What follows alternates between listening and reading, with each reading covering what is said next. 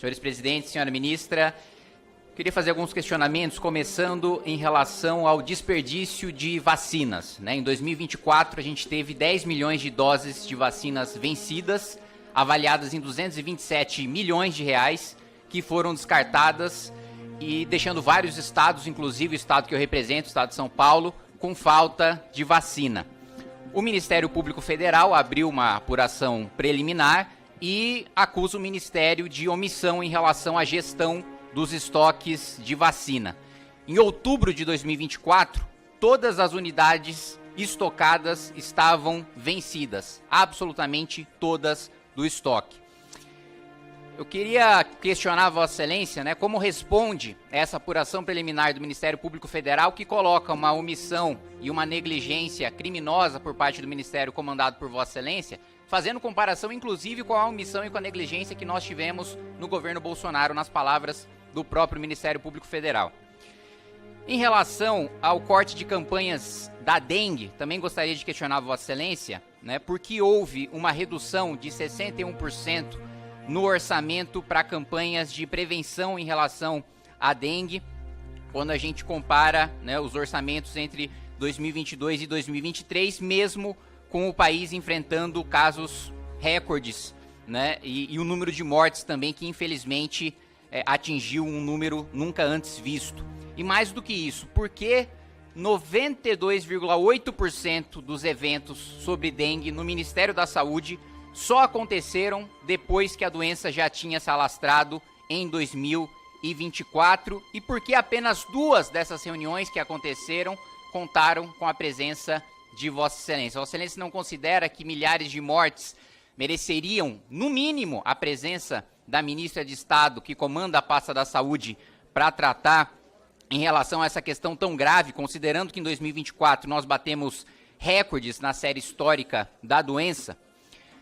Também gostaria de questionar a Vossa Excelência em relação à revogação de trechos, salvo engano, de portaria do Ministério comandado por Vossa Excelência em 2023, que vetavam, na realidade, nepotismo e exigiam seleção em contratações, o que acabou facilitando ali o favorecimento de familiares de servidores do Ministério.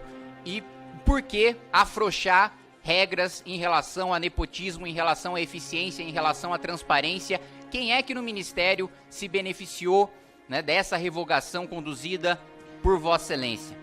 E por falar em nepotismo, eu também queria questionar, senhora ministra, em relação ao repasse de 51 milhões de reais extras para a cidade de Cabo Frio, cidade onde o filho de Vossa Excelência é secretário municipal e que gerou, inclusive, suspeita de favorecimento e investigação pelo Ministério Público junto ao Tribunal de Contas da União. A contratação do filho de Vossa Excelência aconteceu em janeiro de 2024, cerca de 3 semanas depois que esses fundos foram liberados. Gostaria de questionar se Vossa Excelência considera isso uma mera coincidência ou se os repasses extras para a cidade que seu filho foi contratado como secretário, de fato, acabou beneficiando ele politicamente. E também outra coincidência nessa mesma cidade, ministra, é que meses depois da liberação dessa verba, a Prefeitura de Cabo Frio abandonou o PL de Jair Bolsonaro, se filiou ao PV e anunciou que disputaria a eleição com o apoio do PT, logo depois de receber o repasse de 50 milhões de reais por parte do Ministério comandado por Vossa Excelência. Outro questionamento que eu quero fazer, ministra, é em relação a quase 1 milhão de reais pagos em cachês pelo Ministério da Saúde para celebridades, inclusive a maioria esmagadora delas, celebridades que apoiaram o presidente Lula na sua campanha de 2022 e que receberam recursos, cachês de 30 mil reais, diversos artistas receberam cachês de 30 mil reais do Ministério da Saúde e, coincidentemente, mais de 90% deles, todos eles com apoios públicos declarados ao presidente da República, e questionam se o Ministério de Vossa Excelência está sendo instrumentalizado para beneficiar aliados da presidência da República. O outro questionamento que também quero fazer a Vossa Excelência em relação à transparência, eficiência de gasto público, moralidade do gasto público, todos os princípios constitucionais que devem ser observados pela pasta de Vossa Excelência. Eu me sinto até constrangido aqui como deputado federal de utilizar essa expressão aqui na Câmara dos Deputados, mas enfim, trata-se de um evento oficial, cujo próprio nome consta na página oficial do Ministério da Saúde, mas questionar o gasto aí também de quase R$1 milhão para a realização aí de um espetáculo chamado, aspas, Bate-Cu, por parte do Ministério da Saúde. Também quero questionar em relação à saúde indígena, ministra. Nós tivemos, né, várias acusações e investigações conduzidas pelo Ministério Público durante o governo Bolsonaro em relação à negligência da saúde dos povos indígenas. Pois muito bem, eu me lembro inclusive dos meus pares aqui, deputados petistas, deputados de oposição de esquerda, acusando o genocídio indígena durante o governo Bolsonaro. Pois muito bem, agora com a gestão de Lula, com a pasta da saúde comandada por Vossa Excelência, as mortes por desassistência à saúde dobraram, mais do que dobraram, passando de 40 casos em 2022 para 111 casos. Esse indicador faz parte de um grupo de omissões do poder público que aumentaram em relação ao último ano de governo Bolsonaro.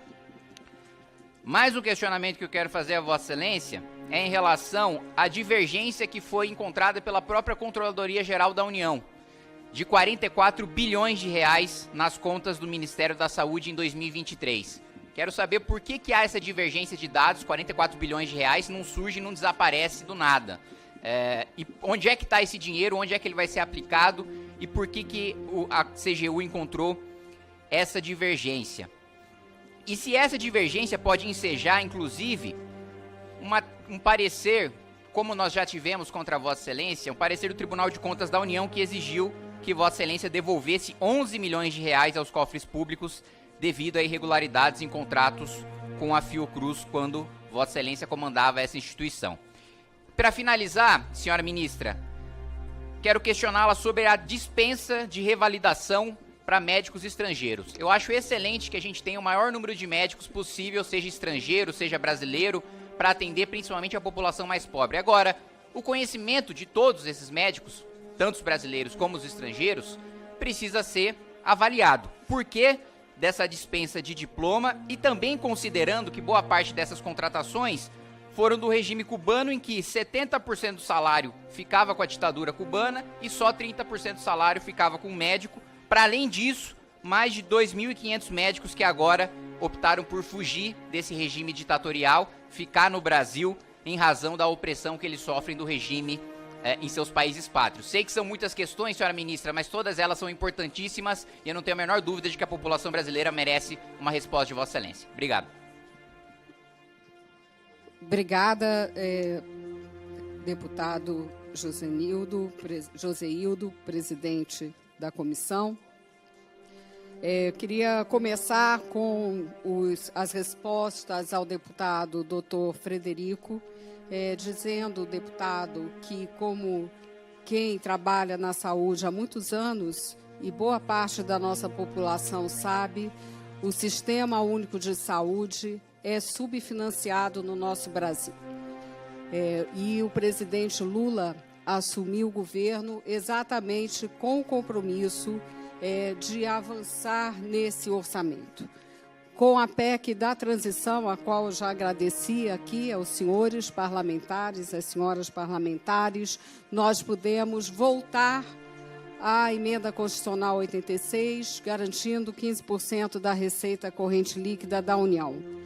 E é isso que está na base da recuperação orçamentária do Ministério da Saúde, mas eu pediria ao senhor que, em respeito à saúde dos brasileiros, não falássemos de uma vaca gorda na saúde.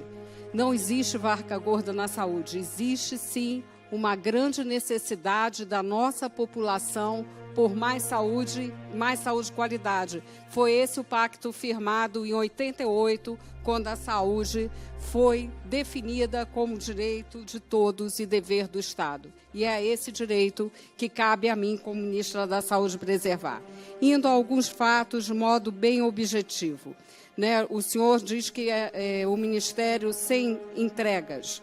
É o Ministério que entregou, desde 2023, entregas objetivas com a retomada de todos os programas definidos como prioritários pelo governo federal.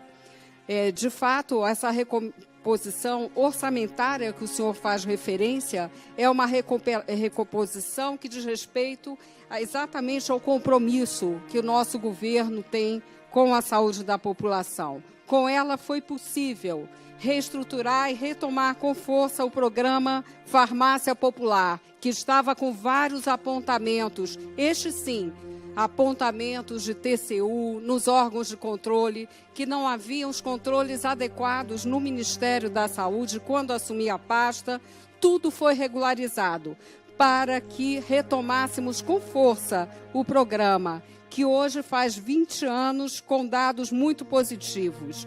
Nós temos a ampliação da gratuidade de todos os medicamentos, beneficiando 55 milhões de beneficiários do Bolsa Família. Nós credenciamos 558 novas farmácias, sobretudo nas regiões que mais careciam desse credenciamento, nas regiões Norte e Nordeste. Hoje, 95% dos medicamentos na farmácia popular podem ser retirados gratuitamente. São 22 milhões de pessoas a mais beneficiadas pelo programa. Esse é o dado do programa Farmácia Popular. Este é um dado importante do bom uso, que é o uso para a saúde da população dos recursos orçamentários do Ministério da Saúde. Mas eu quero dar mais um exemplo importante, né? Eu já falei da saúde da família, que por si mostra essa prioridade dada pelo nosso governo, mas quero falar do câncer.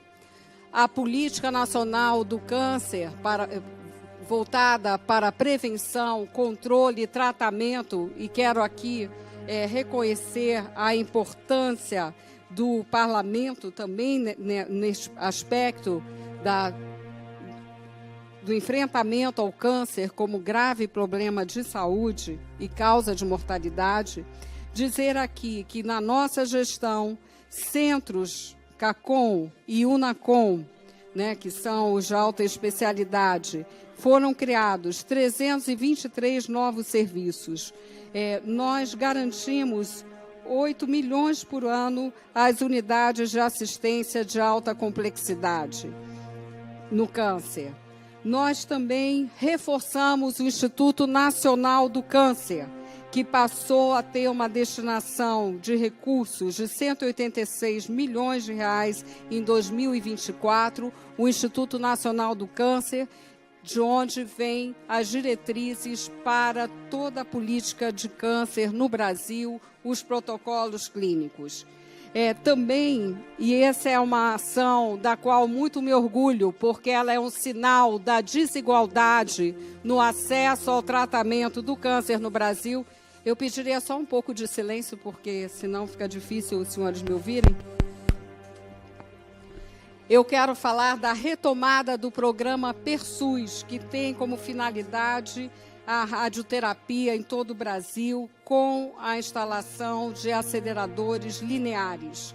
Isso foi feito em todo o Brasil. Pela primeira vez, o estado do Amapá terá o serviço de radioterapia no SUS com acelerador linear, custeado pelo Sistema Único de Saúde, para dar um exemplo da região norte. Mas eu também dou um exemplo da região sul, porque em todo o Brasil nós vemos essa desigualdade. E assim que cheguei ao Ministério, eu vi a situação da população de Bagé, que há anos esperava pelo seu acelerador para poder fazer o tratamento de radioterapia e tinham que percorrer mais de 200 quilômetros, o que é um sinal de desumanidade quando falamos de tratamento de câncer. Então, eu dou esse exemplo do PERSUS apenas para dizer onde está sendo gasto, e muito bem gasto, o recurso no Ministério da Saúde, ainda que eu friso, a saúde precisa efetivamente de mais recursos, mas nós somos parte de um governo que é de todo o Brasil e que tem que atender às demandas de todas as necessidades da nossa população. Além disso, eu quero falar da incorporação de várias tecnologias novas ao Sistema Único de Saúde desde que eu assumi.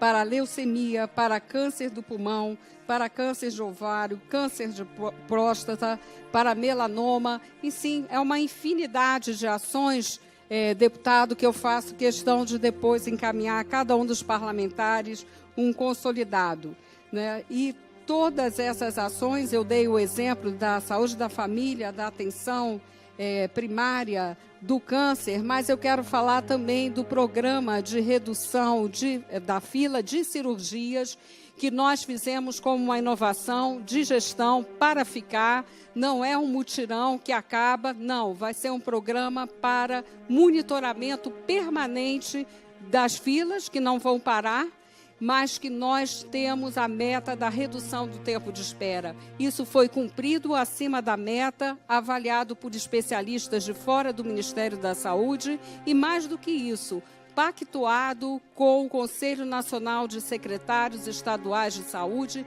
e com o Conselho de Secretários Municipais de Saúde. Não vamos esquecer, senhores parlamentares, que as decisões do SUS são pactuadas, são decisões da federação. E esses recursos foram destinados de acordo com essas importantes pactuações. Então, só no programa de redução de filas de cirurgia já foram mais de 1 bilhão investidos, como bem diz nosso programa, nessa importante ação.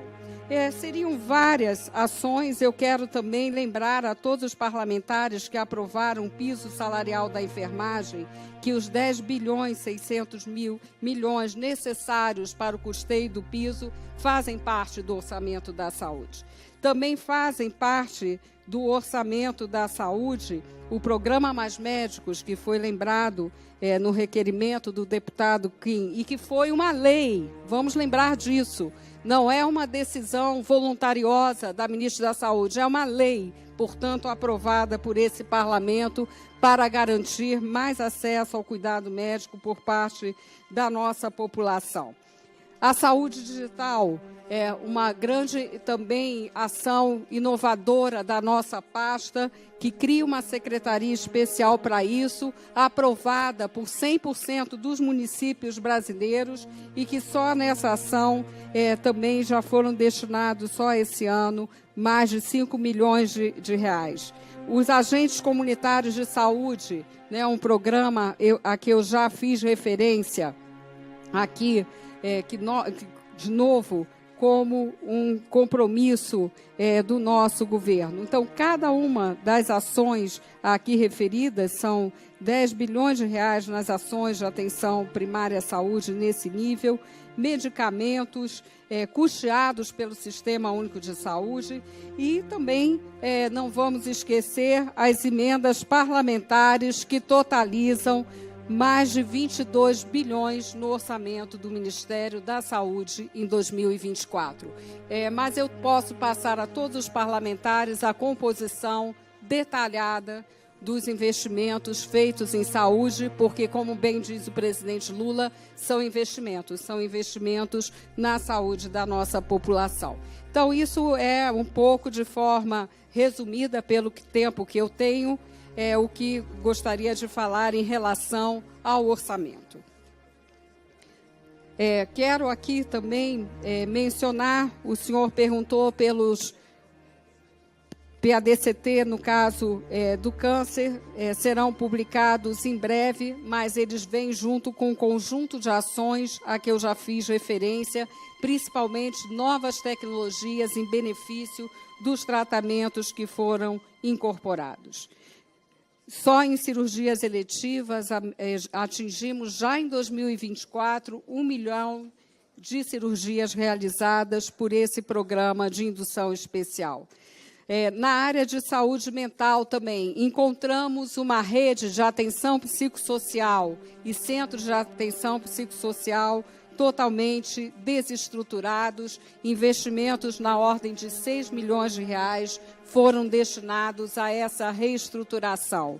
Muitos municípios brasileiros que deveriam gastar pela Constituição 15% do seu orçamento e que passaram a gastar quase 40 milhões, ou investir, né, para seguir a lógica que tenho propondo, passaram a ser atendidos pelo Ministério da Saúde, não na proporção necessária, porque isso é um processo, mas garantindo também a saúde mental, que a nossa ação foi além da criação de uma diretoria de saúde mental, de um departamento específico para cuidar disso. E os desafios da saúde mental são um grande desafio em todo o mundo hoje. Eu ia colocar na minha apresentação, mas faço isso agora, diante da nova realidade pós-pandemia de Covid-19, diante também desses mecanismos individualistas que pressionam tanto, sobretudo, a nossa juventude, do uso intensivo de telas e de questões que o Ministério da Saúde vem trabalhando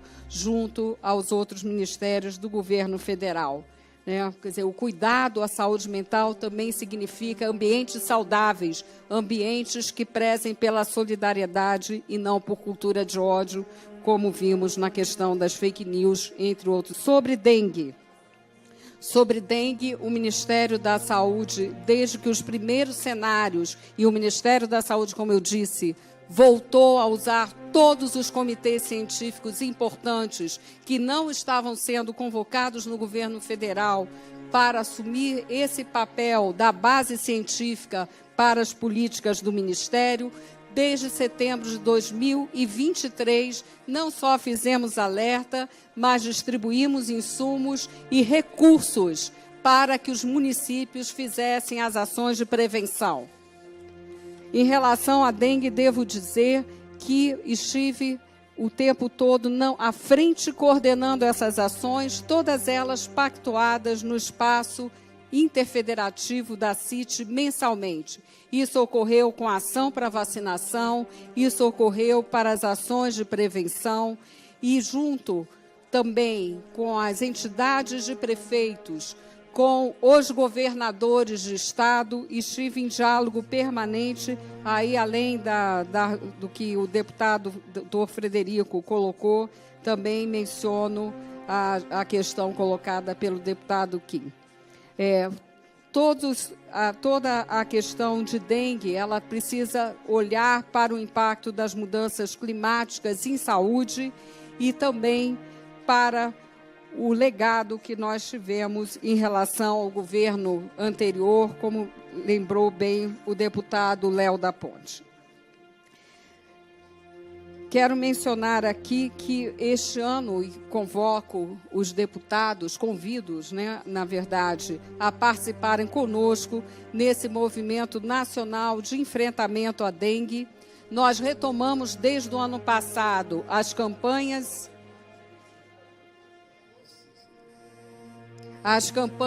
pela vacinação, as campanhas para o controle da dengue, que é uma ação que deve ser encarada como responsabilidade de todos. Bom, agora eu passo à questão da Comissão de Fiscalização com relação ao tema do desperdício, chamado aqui pelo deputado a questão da incineração de vacinas, 10 milhões de vacinas incineradas, perdas. Quero falar de uma maneira muito direta sobre esse tema. Dizer a vocês que, antes de assumir o Ministério da Saúde, eu integrei o grupo de trabalho da transição e fiquei perplexa de saber que era considerado sigilosa a informação sobre estoques de vacina. Foi essa a situação que encontrei no Ministério da Saúde. Aliás, o Leandro Safatli, que está aqui, que é o secretário adjunto de Ciência e Tecnologia, ele recebeu como material sigiloso, ele foi o relator adjunto da transição, como material sigiloso num envelope, planilhas de Excel, dados sobre os estoques de vacina, sobre os quais não tínhamos nenhuma controle da qualidade e da veracidade daquelas informações. Foi essa a situação que eu encontrei no Ministério da Saúde. E não só isso, encontrei também um estoque de quase 158 milhões de itens de saúde a vencer até o mês de junho daquele ano, do ano passado. 1 bilhão e 200 milhões de reais, que era a nossa avaliação sobre a perda que teríamos diante desse estoque.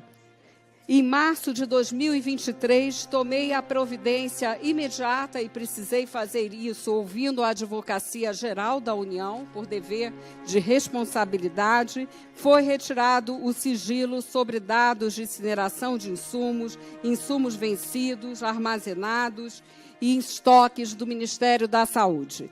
Este é o meu compromisso com a total transparência das ações do Ministério, que constituiu também um comitê de integridade, junto com várias ações que estão sendo feitas no sentido do monitoramento permanente, coordenado pela nossa Secretaria Executiva, o secretário Sonnenberg aqui ao meu lado.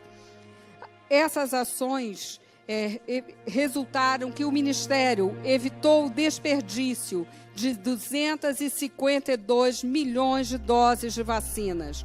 O valor equivale a mais de 12,300 milhões de doses, que sem a adoção dessas ações emergenciais para a cobertura em todo o país seriam destacadas. Além disso, e além do Comitê Permanente para monitorar essa questão dos insumos, assumimos um trabalho conjunto com secretarias estaduais e municipais de saúde de todo o país, inclusive o deputado Kim, do Estado de São Paulo, de modo a evitar perdas e garantir esse trabalho.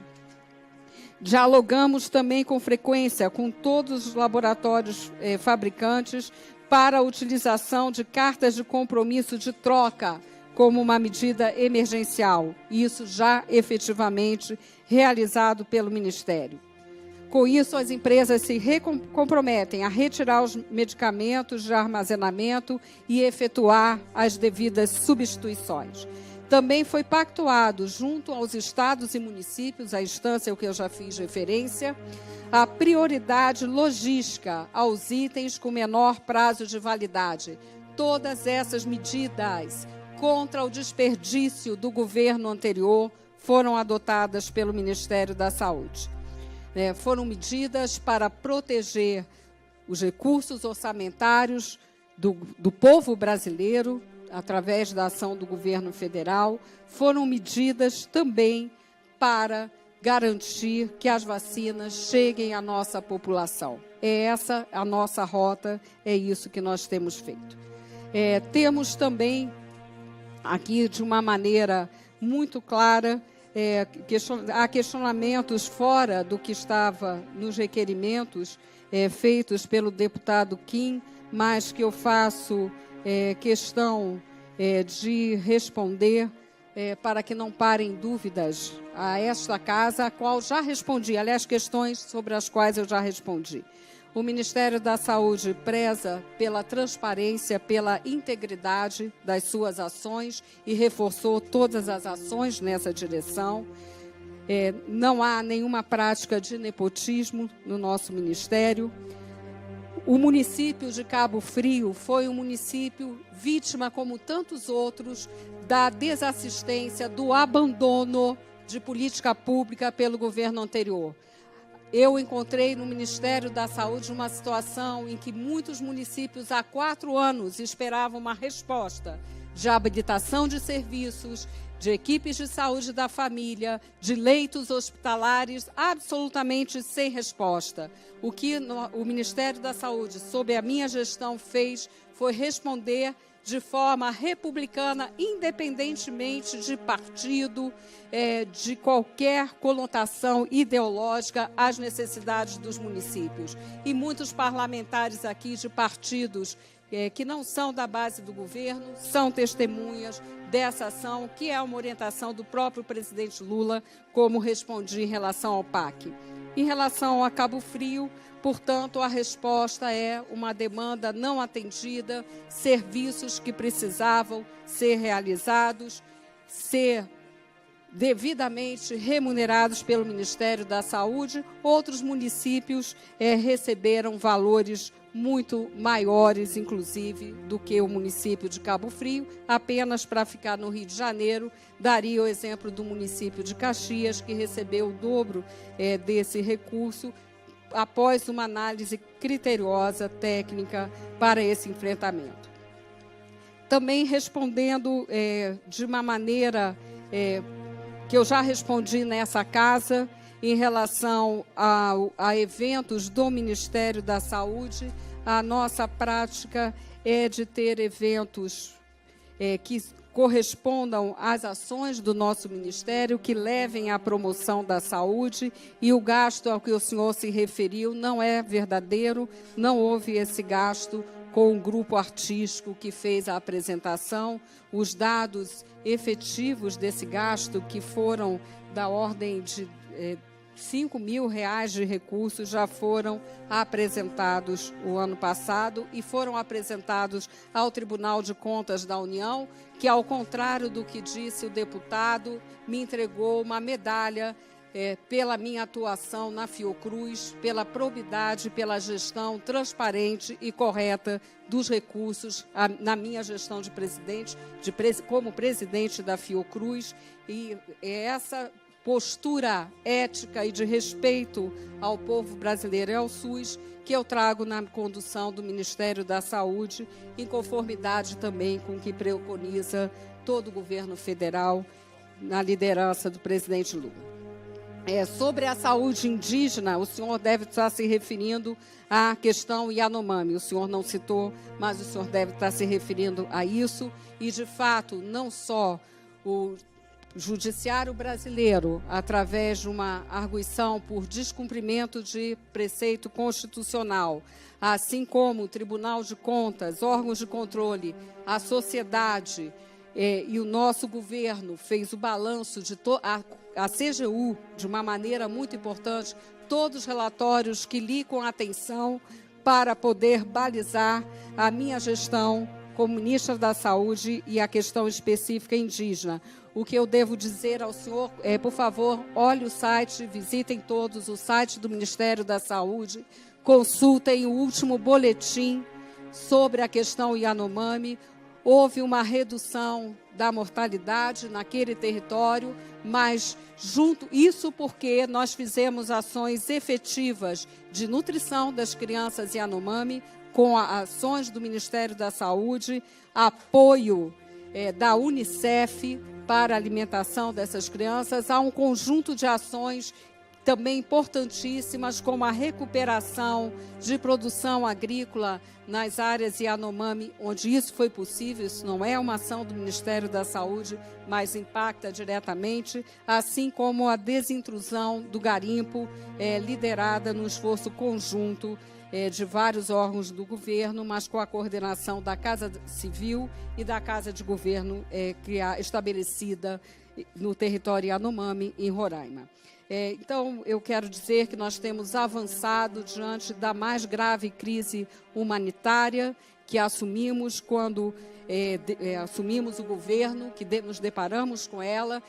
Eu mesma propus que essa situação fosse considerada uma emergência sanitária por desassistência, desassistência à saúde, o que significa omissão clara e comprovada do governo anterior.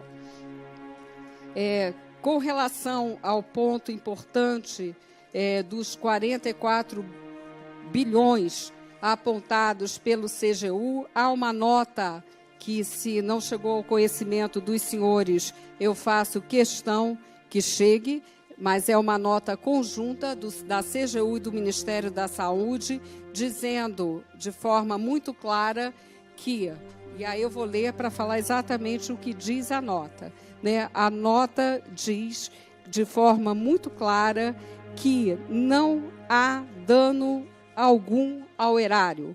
A CGU fez isso com todos os ministérios, apontando necessidade de reclassificação de despesas. O que foi reclassificado no Ministério da Saúde? Vou dar aqui alguns exemplos de reclassificação. Nós recebemos as vacinas de dengue, as vacinas que dengue, uma parte como doação, e assim registramos na nossa contabilidade. a CGU considera que esse tipo de doação deve ser classificado como um desconto comercial, ou seja, é uma questão de classificação de despesa e não de qualquer, friso, qualquer irregularidade nas despesas feitas na minha gestão no Ministério da Saúde. Senhor presidente, senhora ministra, primeiro, resumindo as respostas em relação à maior parte dos meus questionamentos, a ministra jogou responsabilidade ora nas mudanças climáticas, ora na herança maldita do governo anterior, que é uma prática e que é um discurso que a gente está acostumado, acho que desde o Lula 1 eu escutava o deputado Lindbergh, e olha que eu era criança ainda, a herança maldita que ele tinha herdado do Fernando Henrique Cardoso, e olha que era o Plano Real e o tripé macroeconômico. Imagina agora, em relação ao governo Bolsonaro, vocês insistem no mesmo discurso. Mas eu quero focar aqui num ponto específico que eu acho que é grave e que a ministra falta com a verdade quando afirma que não há distinção, que não há critério político na hora da distribuição de verbas por parte do Ministério da Saúde para os municípios. Quando Vossa Excelência disse isso, eu até olhei para os deputados da base do governo, alguns estavam até dando um sorrisinho de canto de boca. Porque, de fato, a gente sabe que existe esse favorecimento político, inclusive foi revelado pelo Estadão recentemente que 8 bilhões de reais foram liberados do Ministério de Vossa Excelência em troca de apoios em votações dentro dessa casa e votações que eu vi, e votações que eu presenciei, parlamentares fazendo indicações para os seus municípios. Me lembro agora de cabeça duas. Uma, a votação do arcabouço fiscal, outra, a votação da medida provisória da criação de novos ministérios. Tanto isso é verdade que em mais de 650 municípios, o Ministério de Vossa Excelência passou por cima das determinações e dos tetos estabelecidos pela própria pasta, né, e repassou em alguns municípios 1000% acima da capacidade que o município tinha para atender em média e alta complexidade. Eu vi esses números exatamente da mesma maneira no orçamento secreto no governo Bolsonaro. É exatamente a mesma prática. A gente não sabe qual parlamentar indicou, para qual município foi, com qual finalidade, qual foi a votação que ele teve como contrapartida para indicar essa verba no Ministério de Vossa Excelência, enquanto alguns municípios receberam 1000% da capacidade de atendimento, outros 1.332 municípios pediram, com base nessa mesma portaria editada por Vossa Excelência, e não receberam absolutamente nada, zero. Olha, eu tenho várias críticas em relação ao governo Bolsonaro, mas nós aprovamos aqui nessa casa a compensação de arrecadação para absolutamente todos os municípios e todos os estados, sem distinção de partido político. Todos eles tiveram a sua arrecadação compensada à época da pandemia. O mesmo não acontece agora com o Ministério comandado por Vossa Excelência, que está sendo utilizado para uma nova versão do orçamento secreto, para mais uma vez a gente ter, muitas vezes, inclusive escândalos de corrupção e de desvios de emenda parlamentar, por indicações que são feitas sem transparência no Ministério de Vossa Excelência, indicações políticas que consideram qual que é o partido político do prefeito, qual que é o partido político do governador, e isso atestado em matéria do Estadão. Então gostaria que Vossa Excelência esclarecesse esse ponto de não haver repasse com base em critério político. Obrigado. Concedo a palavra à ministra Nízia Trindade para a tréplica. Obrigada, deputado doutor Francisco, obrigada, parlamentares. Eu discorri e apresentando dados sobre como os recursos orçamentários do Ministério da Saúde são empregados na retomada de programas, na construção de novos programas. Mencionei do farmácia popular, a saúde da família, o mais acesso a especialistas, ao câncer, à saúde mental. Então, respondi exatamente, deputado, as suas questões e depois, como disse, faço questão de apresentar de forma completa todos esses gastos do Ministério da Saúde, que, como eu disse, não são gastos, são investimentos.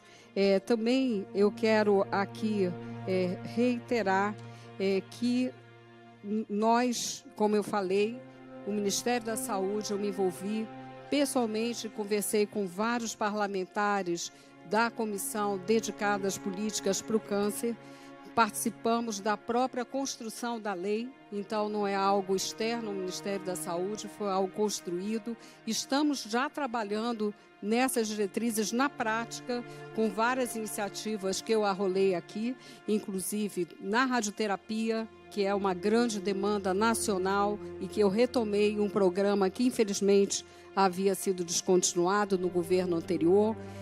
retomei com avanços de novas tecnologias. Então, todas essas questões eu coloquei aqui hoje, já na minha primeira intervenção, e reafirmo agora.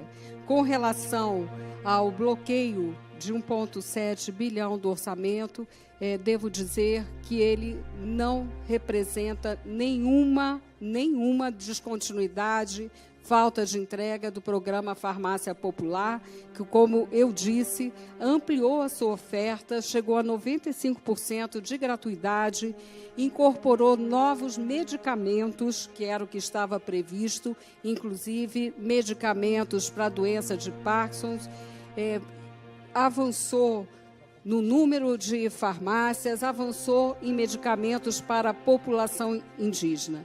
Portanto, esse bloqueio não colocou em risco de modo algum nosso objetivo maior, que é garantir o acesso à saúde, garantir o acesso a medicamentos. O senhor se referiu à matéria publicada hoje no Globo, mas eu li exatamente essa matéria baseada em informações que nós mesmos, em prol da transparência, prestamos desde o ano passado, de 2023, e eu relatei aqui exatamente em que condições vacinas foram descartadas, o estoque que eu encontrei de vacinas que não haviam sido distribuídas no governo anterior, que era um governo que negou a vacina de Covid, como nós sabemos, que colocou em suspeição, né, as vacinas como um todo. E eu queria também mencionar, deputado, respondendo às suas questões, né, reiterando a resposta anterior e completando, que a política nacional do câncer, não só vendo prevenção, controle e tratamento, ela contou com a participação direta da área técnica do Ministério da Saúde e várias audiências que, felizmente, eu não vou nomear deputados para não cometer nenhuma injustiça, foram vários, né, que eu pude conversar, que eu pude trabalhar e que o Ministério continuará nesse processo, não só regulamentando a lei, que já está na prática se realizando, como também até o final deste mês, com a aprovação dos protocolos que passam por um rigoroso crivo a partir da nossa direção do câncer. Eu criei uma direção específica para o câncer no Ministério da Saúde, com o renomado oncologista, Dr. José Barreto, que muitos de vocês conhecem, além de contar com o trabalho do Instituto Nacional do Câncer, que, felizmente, graças ao esforço do PAC, terá, inclusive, a sua nova sede, que é uma grande aspiração do Instituto e de toda a comunidade, não é, que luta para um atendimento adequado no Instituto Nacional do Câncer. Em relação à questão de recursos, eu quero dizer aqui que o presidente Lula tem total compromisso com os programas sociais, é ele mesmo que diz isso, total compromisso com a questão de toda a necessidade do Sistema Único de Saúde. É um governo que trabalha com uma visão de prioridade e de responsabilidade e caberá ao presidente, não a mim, as definições orçamentárias que se façam necessárias.